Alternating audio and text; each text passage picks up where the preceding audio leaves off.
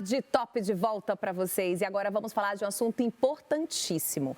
Infarto em jovens, porque costuma ser fatal e como evitar.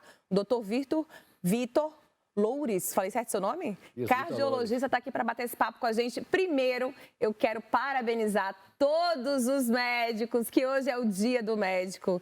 E aí, você recebe esse parabéns. Parabéns para você que dedica seu tempo aí salvando vidas, cuidando das pessoas, viu? Linda profissão. Parabéns a todos os médicos, em especial para o nosso médico aqui, representando a classe. Muito obrigado.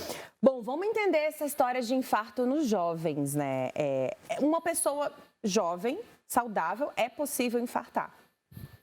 Sim, é possível sim, Gisele. O que é interessante é o seguinte, muitos indivíduos acham que são saudáveis, mas na verdade não são. O que acontece? O que a estatística mostra pra gente? Para que você tenha um infarto, no principal você tem que ter um substrato para aquilo. Ou seja, geralmente algo pré-estabelecido ali, uma doença, geralmente nas artérias do coração, para que você tenha um infarto. Ali é o seu substrato. E se você pegar a população brasileira toda, assim, todo mundo que tem doença nas artérias do coração, 50% desses só vão descobrir durante, por exemplo, um episódio de dor no peito quando vai para o hospital. Pois é, entendeu? Não tem uma rotina, exames. Tem. Isso, o que acontece? Isso aumenta muito o risco do indivíduo.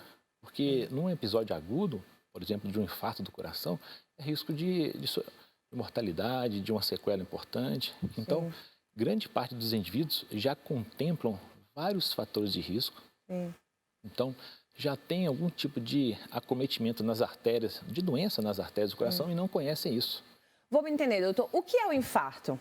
Não, ótima pergunta. O infarto, para eu falar que aquele indivíduo teve um infarto, obrigatoriamente ele teve morte celular, morte da célula do músculo do coração. Tá, é o músculo do coração, então? Isso. O que acontece? O coração ele é dividido em várias paredes. A gente tem um coraçãozinho aqui, consegue explicar? Vamos explicar então, Podemos mostrar, com certeza. Explica, vai falando pra gente o que acontece aqui um no desenho momento do infarto. Esquemático de um coração, correto? Correto. Você vê que ele tem várias paredes, ó, parede anterior, tem uma parede inferior, tem parede lateral, são várias paredes. E nessas paredes tem artérias específicas que levam sangue para esse músculo. Correto? Então, o que acontece? Se uma artéria dessa sofre algum entupimento ou alguma obstrução importante, não passa sangue indo para o músculo. Ou seja, aquele músculo cardíaco não recebe oxigênio, não recebe os nutrientes. E quanto maior aquele tempo de fechamento dessa artéria, maior é o tamanho do infarto, mais ocorre morte celular. Sim. Isso se dá por quê, doutor? Alimentação, estilo de vida, hereditário? Isso, com certeza. O que acontece? Algo muito importante de gente discutir é que os jovens, tudo pode começar na infância e na adolescência. Por quê? Para que eu tenha, muitas das vezes, a gente está discutindo aqui sobre infarto em jovens. Sim. Aí o indivíduo infartou com, sei lá, para os seus 35, 38 anos. Aí quando a gente conta essa história, discute entre nosso meio, fala assim, nossa, um indivíduo tão jovem infartou. Mas o que acontece? Desde muito jovem, desde na infância ou na adolescência, ele já está exposto a múltiplos fatores de risco. É aquela criança ou aquele adolescente, por exemplo, que já está com uma obesidade. Entendi. Que já está com uma pressão alta, que já está com colesterol alto, certo? Então, muitas das vezes ele passou 2, 3 décadas inteiras exposto àquele fator de risco. Aí chega numa idade adulta, ele aumenta a pressão, aumenta mais o colesterol, ele está com sobrepeso, uma circunferência abdominal aumentada. Ou seja, com o estresse do dia a dia. O cuidado começa desde jovem. Desde jovem, existe o que a gente chama de lesões precursoras, ou seja, o que gera aquelas placas de gordura dentro das artérias do coração, que é o fator de risco para você ter infarto, que gera aquilo, chama estria gordurosa, e começa lá na infância.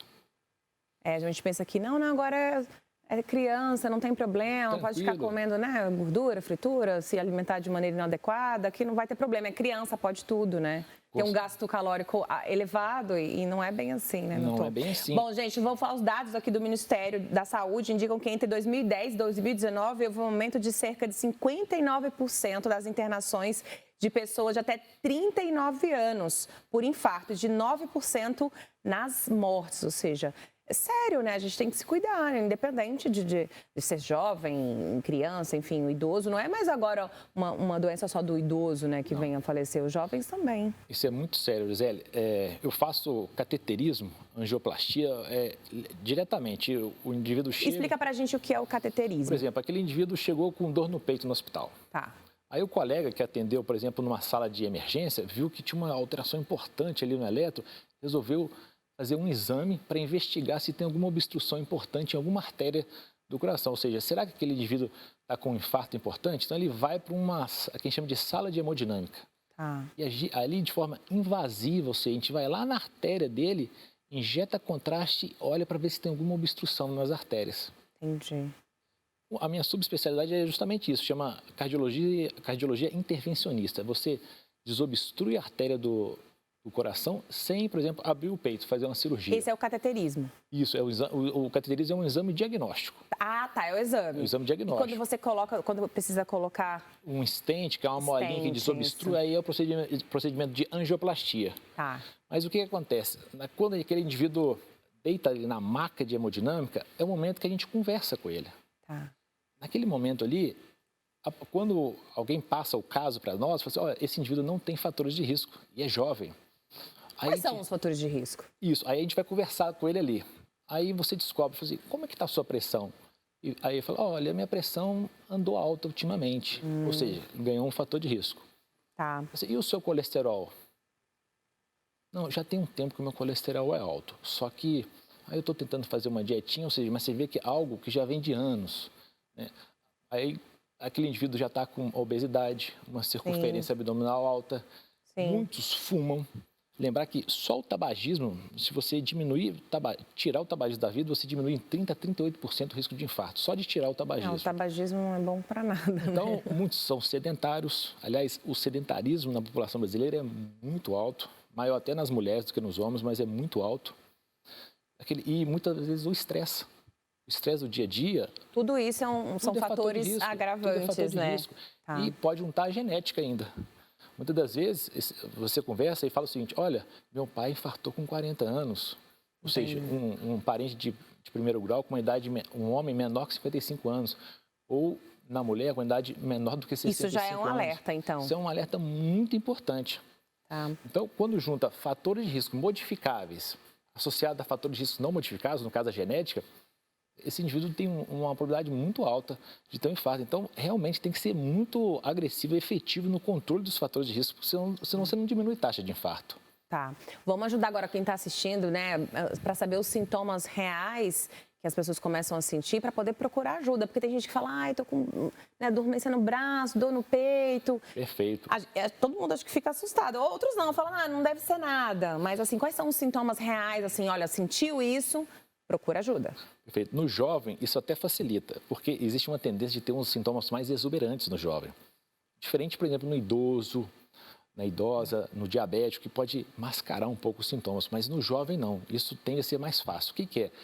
Geralmente é uma dor de moderada a forte intensidade, a gente chama de opressiva, só que ele não consegue apontar aqui no tórax, minha dor é aqui. Não tem, é uma dor mais difusa. Ele fala assim, nossa, estou com uma dor no peito. Seria um aperto, não? Isso, um aperto, uma opressão, mas ele não consegue localizar a dor. Aqui no meio do peito. Isso é a dor típica, né, Clássica? Pode ter uma irradiação para o braço esquerdo. Já ouvi falar isso. Pode ter uma irradiação para o braço direito. Pode ter uma irradiação para ambos os braços. Né, da dor. A dor pode ir para o pescoço, pode ir aqui para a mandíbula. Nossa. Pode ir para as costas. Uma dor, é aquele indivíduo que fica assim, estou com uma dor no peito e parece que está indo lá para as costas. Sim. Isso a gente escuta bastante. E também tem sintomas associados. Geralmente, quando ele está com uma artéria fechada, aquilo gera uma repercussão. Então, o indivíduo está pálido, está com aquela sudorese. Sim. Muitos, quando há um infarto maior, um infarto mais importante, pode ter falta de ar associado. Por quê? Porque se aquela uma artéria importante que leva músculo para uma parede, como eu mostrei aqui, uma parede importante do coração, o coração começa a ficar fraco ali naquele momento, até você desentupir aquela artéria. Então, ele pode ficar cansado e um pouquinho de água no pulmão, entendeu? Então, por exemplo, quem está praticando atividade física e percebe um cansaço excessivo, então é um alerta. Porque ele vai vindo aos poucos os sintomas ou ele vai dar de uma vez? Geralmente, quando é infarto, é uma dor. O primeiro sintoma é dor. Tá. Sempre tem que lembrar da dor, é o que chama a atenção. Tá. Lógico, tem casos extremamente atípicos, mas aí já foge um pouco da discussão. Tá. É dor, a dor importante, de forte intensidade, com essas irradiações e com sintomas associados. Logicamente, se for um infarto muito importante, gerar uma arritmia do coração, ele pode ter uma parada cardíaca. Isso pode ter como primeiro sintoma. Isso, infelizmente, acontece. Então, o grande segredo aí para poder evitar infarto do coração é controlar os fatores de risco. Que são? Hipertensão, diabetes. Tem um ponto aqui, muitos acham que apenas o açúcar alto no sangue ainda não tem um diagnóstico de diabetes, mas apenas um açúcar alto no sangue, isso é tranquilo. Não é tranquilo. Aquele açúcar, por exemplo, fez uma glicemia de jejum. Aí deu um valor de 105, 106, ou seja, uma intolerância à glicose. Aquilo faz mal para as artérias do coração e para as artérias do corpo todo. Então, hipertensão, intolerância à glicose, colesterol alto. Tem que ficar atento aos exames, então, né, gente? Os exames. Por isso que é importante fazer aquele check-up, né, anual, para saber como anda o coração. Como anda o coração de vocês? É importante, viu, gente? Com certeza. Tabagismo, obesidade, fatores também psicossociais, como depressão, ansiedade. Por quê? Isso vem causar infarto também? O que acontece? A depressão, a ansiedade são fatores diretos para a hipertensão arterial. E, com certeza, esses indivíduos têm uma modulação hormonal diferente, são mais inflamados. Entendi. Então, um estresse agudo aí pode vir causar um infarto. Um estresse muito importante, ele faz vários picos de pressão alta. Então, quando você junta tudo, isso gera um risco cardiovascular aumentado. Logicamente, aquele indivíduo que ele só tem pressão alta, ele tem um risco. Mas aquele indivíduo tem pressão alta, colesterol alto, diabetes, obesidade, sedentarismo, tabagismo, e tem muito assim, ainda tem genética, tem muitas pessoas assim, ou seja, ele contempla vários fatores de risco, isso aumenta muito o risco cardiovascular. Tem que ficar aí em alerta.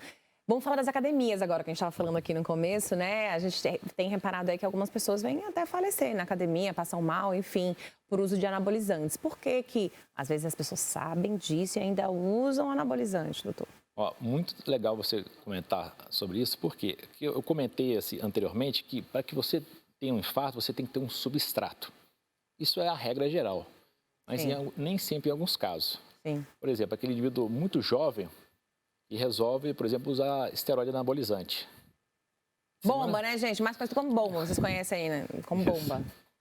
Semana passada, eu atendi um indivíduo muito jovem, 30 e poucos anos, ele fez trombose, ou seja, formou coágulos, vários coágulos, em uma importantíssima artéria do coração. Ou seja, ele não tinha doença nas artérias. E jovem, né? Super jovem. Isso acontece frequentemente. Isso é mais em homens ou as mulheres também estão indo para o mesmo caminho? Essa diferenciação não existe muito, sabe? Jura? Porque na minha prática só peguei homem até hoje. Entendi. Bom, então mais nos homens, então. Isso de trombose pós uso de anabolizante. O próprio cigarro, ele não só pode levar doença nos vasos, que aumenta o risco de infarto, mas também ele aumenta o risco de trombose. Formar aquele coágulo sem ter doença prévia, né? O próprio uso de drogas ilícitas, como o cannabis, a cocaína. A própria cocaína ela pode gerar lesão, levar doença nos vasos, mas também risco de trombose. E também o que a gente chama de espasmo, a artéria de repente ela fecha. Entendi. Uma pessoa que faz também muita atividade, assim, sei lá, uma atividade excessiva, assim, atividade física, ela pode ter, e está muito cansada e continua, sabe, está sem ar e continua fazendo, pode vir a ter infarto também? Se o indivíduo não tem um bom preparo físico, né, se aquela atividade que ele fez é incompatível com o condicionamento dele... Isso acontece muito com pessoas sedentárias, né, que fazem a ficha lá de inscrição na academia. Com certeza. Né, Didi? Tá ali. Aí vai um dia, sabe aquele final de semana? Aí quer queimar todas as calorias do ano inteiro. Vou ficar incrível pro verão e fica, sei lá, quer se matar ali na esteira, enfim. Isso é um perigo também, né? Isso pode acontecer. É o jogador de futebol do final de semana. Sim, que dá uma distensão na virilha, enfim. Eu conheço vários, gente, juro. E não faz atividade física, tá com sobrepeso. Muitos têm o que a gente chama de síndrome metabólica, tem um pouquinho de colesterol alto, um pouquinho de açúcar alto, sobrepeso. Tudo um pouquinho, né? Tudo um pouquinho. Faz um exercício que não é compatível com o condicionamento dele, aquilo gera picos pressóricos importantes ele já, muitas vezes, já tem uma doença prévia nas artérias do coração, não sabe, e ali você tem um rompimento de uma placa de gordura dessa, né? Ou seja, uma instabilidade. Aí ali pode ser pequenininha, mas ela instabilizou. Ali forma um coágulo, trombosa, fecha a artéria e o indivíduo infarta. Do nada, né? Quais são os cuidados, doutor, e o tratamento, né? Enfim, tem que fazer o exame, né? O cateterismo, só se precisar fazer o cateterismo. O exame, o cateterismo. O exame é um cateterismo, é um exame diagnóstico, E o que você coloca é o stent. Isso, aí quando a gente trata, a gente fala, tem uma obstrução grave na artéria, eu preciso tratar. Aí você coloca... Veia tá entupida, gente, traduzindo. Isso, aí você coloca um stent, que é uma molinha, né? Sim. Ela entra fininha dentro da artéria e ela dilata ali, Meus ela avós têm. abre e você reperfunde aquela artéria. Né? O que eu sempre falo, até em redes sociais também, que eu acho muito importante, é o seguinte, sobre a alfabetização em saúde, hoje, Gisele. Sim. É a pessoa conhecer quais são os fatores de risco e também saber identificar se ela contempla aqueles fatores de risco. Aquele indivíduo vê que, olha, minha pressão está 142/92, olha, ela está alta. Então, você ter aquele mínimo de conhecimento, saber, por exemplo, vou diminuir meu sal, vou perder meu peso, vou iniciar atividade física. É consciência, né? O autocuidado. Com certeza. Isso ao longo dos anos, isso para todos os fatores de risco. Sim. O colesterol, o aumento de circunferência abdominal, ter essa consciência, essa alfabetização. Saber identificar, saber partes do tratamento, porque você não pode deixar... E o tratamento qual é?